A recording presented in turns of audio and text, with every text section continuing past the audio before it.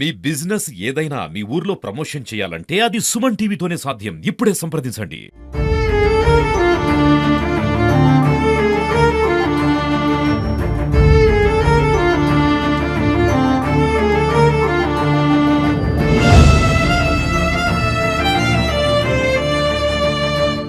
తన కుటుంబీకుల చేతిలోనే తన భర్తను పోగొట్టుకొని పుట్టెడు దుఃఖంతో కన్నీరు మున్నీరవుతుంది భార్గవి. ఇదే భార్గవికి ప్రస్తుతం కేసు విత్డ్రా చేసుకోవాలంటూ కూడా బెదిరింపులు వస్తున్నాయి. ఏకంగా 2 కోట్ల రూపాయలు ఆఫర్ ఇస్తున్నారు. ఈరోజు తెల్లవారుజామున వృత్తి తెలియని వ్యక్తులు వచ్చి వాళ్ళ మామగారిని బెదిరించినట్లు తెలుస్తా ఉంది. ఇదే అంశంపై మొత్తంగా మనమైతే భార్గవితో మాట్లాడదాం. నమస్తే అమ్మ భార్గవి. ఇప్పుడు మీరు కేసు విత్డ్రా చేసుకోవాలని మీకు బెదిరింపులకు పాల్పడినట్టు తెలుస్తా ఉంది. ఏంటి అసలు ఎన్ని గంటలకు వచ్చారు, ఎట్లా బెదిరించారు, వాళ్ళు ఏమి మిమ్మల్ని బెదిరించారు? నిన్న మామయ్య గారు అన్నారంలో ఉన్నారు. అంటే మేము ఇటు వచ్చేసినాం, ఎమ్మెల్యే వాళ్ళు ఇట మాట్లాడడానికి రమ్మన్నారు. మేము ఇక సూర్యాపేటకు వచ్చేసినాం. మామయ్య ఇంకా బంటికి తలగూరు పెట్టడం వల్ల తనని అక్కడనే ఉంచాలని చెప్పి అక్కడనే ఉంచిండ్రు. అయితే మేము ఇటు వచ్చేసిన తర్వాత ఈవినింగ్ టైంలో ఇంకా మామయ్యకి ఎవరో ఇద్దరు బయటికి రమ్మని పిలిచారంట. ఇంకా మామయ్య ఏమనుకుంటాడు, ఇంకెవరైనా వస్తారు కదా మాట్లాడడానికి, లేకుంటే బంటి ఫ్రెండ్స్ ఏమో అని చెప్పి వాళ్ళ దగ్గరికి వెళ్ళిండు. 2 వీలర్ మీద వాళ్ళు 2 మెంబర్స్ వచ్చారంట. వచ్చి నువ్వు కేసు విత్డ్రా చేసుకోకపోతే మాత్రం నిన్న మీ కోడల్ని చంపేస్తాం, 2 కోట్లు ఇస్తాం మీకు, కేసు విత్డ్రా చేసుకోండి అని చెప్పి మాట్లాడిండ్రంట. ఇంకా మా మామయ్య ఏజ్డ్ పర్సన్ కాబట్టి ఇంకా తనకేం తెలియదు. ఇంకా బంటి చనిపోవడంతోనే తను ఏం ఆలోచిస్తుండో ఏం చేస్తుండో కూడా తనకు అర్థం కావట్లేదు. అట్లా ఇంకా తను ఏడ్చుకుంటూ మాకు ఫోన్ చేయడం జరిగింది. అప్పుడు ఇట్లా మా అన్నయ్యకి ఫోన్ చేసి ఇట్లా నన్ను చంపేస్తా, కోడల్ని చంపేస్తాం, నీ కోడలికి ఒక 1 crore, నీకు 1 crore ఇస్తా అని చెప్పి బెదిరించారు. ఇంటి దగ్గరకు వచ్చాని చెప్పిండు మామయ్య. మేము వెంటనే ఇక్కడ సూర్యాపేటలో ఉన్నప్పుడు ఇంకా కలెక్టర్ గారి దగ్గరికి వెళ్ళి మేము కంప్లైంట్ ఇవ్వడం జరిగింది.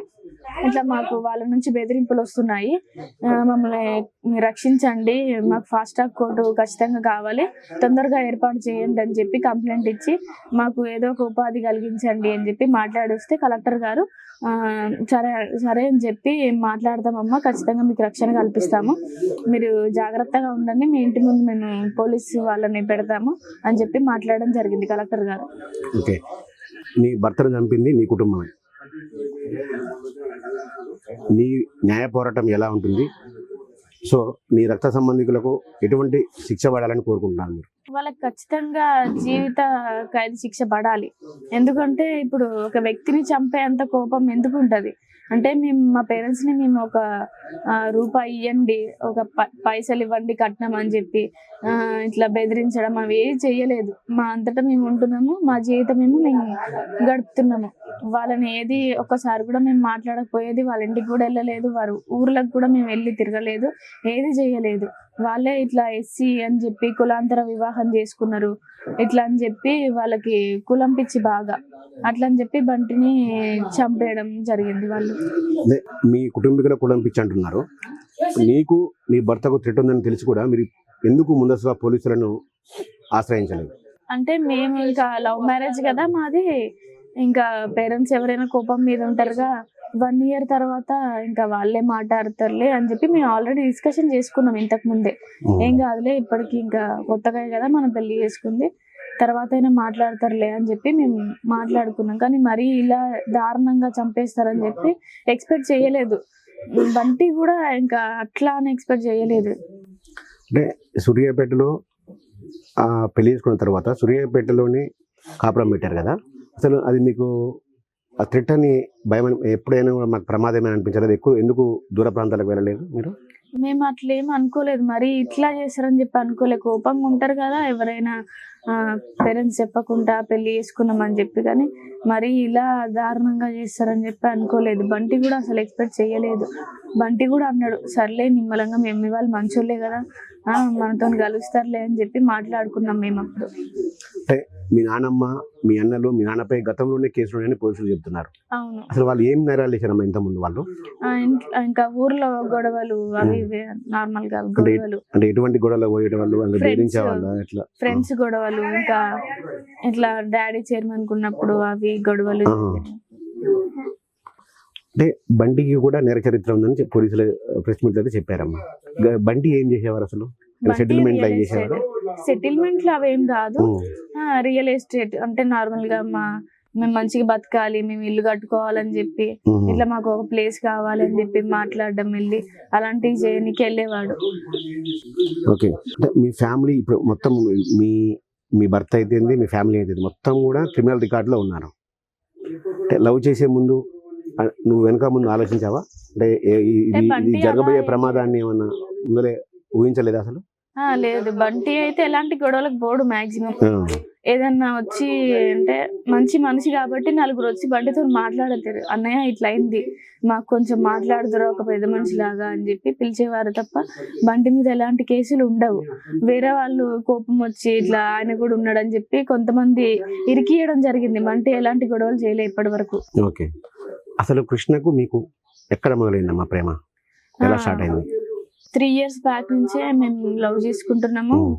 ఇట్లా మా ఇంటికి వచ్చేవాడు అప్పుడప్పుడు బంటి, అన్నయ్యతోనే వచ్చేవాడు, పెద్ద అన్నయ్యతోనే వచ్చి ఇంకా తన ఇష్టం ఏందో నాకు ముందు చెప్పేశాడు. కొన్ని రోజులు మాట్లాడిన తర్వాత ఇంకా నేను వెయిట్ చేసా, నేను కూడా ఇష్టం అని చెప్పేసిన.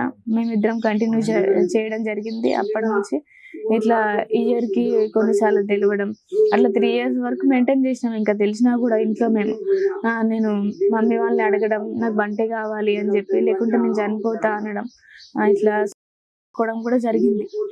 ఇంకా వాళ్ళు ఒప్పుకోవట్లేదు. ఇంకా నాకు చేశాను అది మందు, పొలంలో మందు తాగినప్పుడు, అయినా కూడా వాళ్ళు ఒప్పుకోలేదు.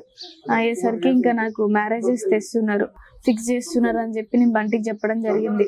సరే ఇంకా వీళ్ళు చెప్పినా వినట్లేదు, వినిపించుకోవట్లేదు అని చెప్పి నేను ఇంకా బంటి నేను పెళ్లి చేసుకోవడం జరిగింది.